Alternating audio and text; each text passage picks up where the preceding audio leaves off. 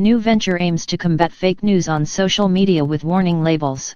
A recent study reveals nearly half of adults in the U.S. sometimes or often use social media as a news source.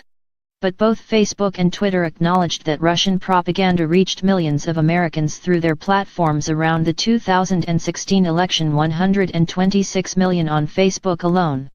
CBS News, now, a new venture aims to help people navigate through fake news on social media.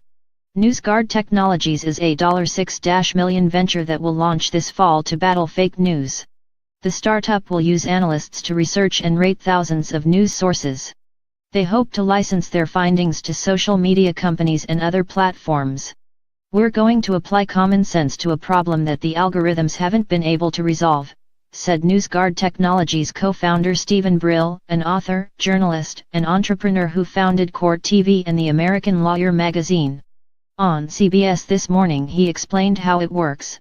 "We're going to hire dozens of journalists to read and review the 7,500 news and information sites that are responsible for 98% of news consumption in the United States.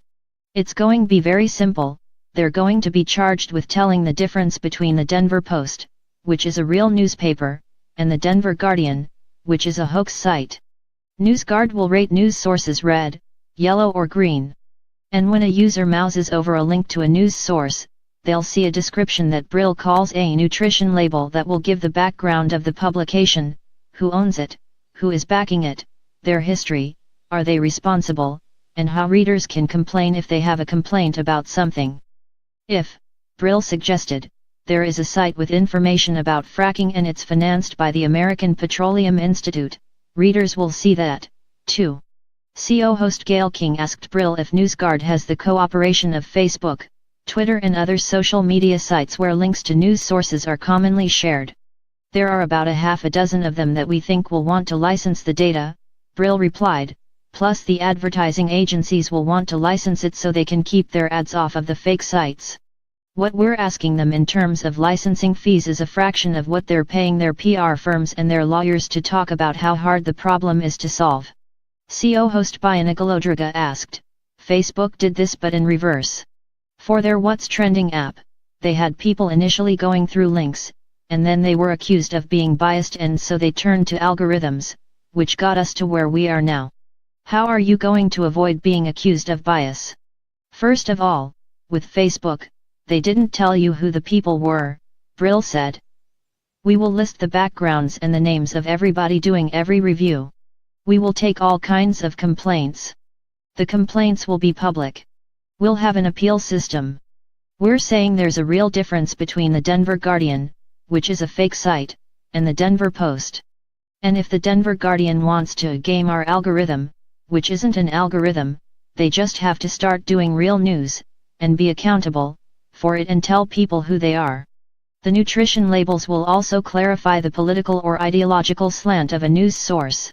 Brill said, "There's obviously a difference between the Nation magazine and the National Review, but they're both legitimate news organizations who try to get it right.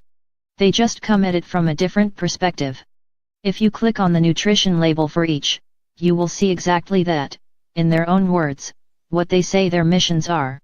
Sample NewsGuard nutrition labels of selected news sources. King asked, "President Trump uses the term fake news very liberally.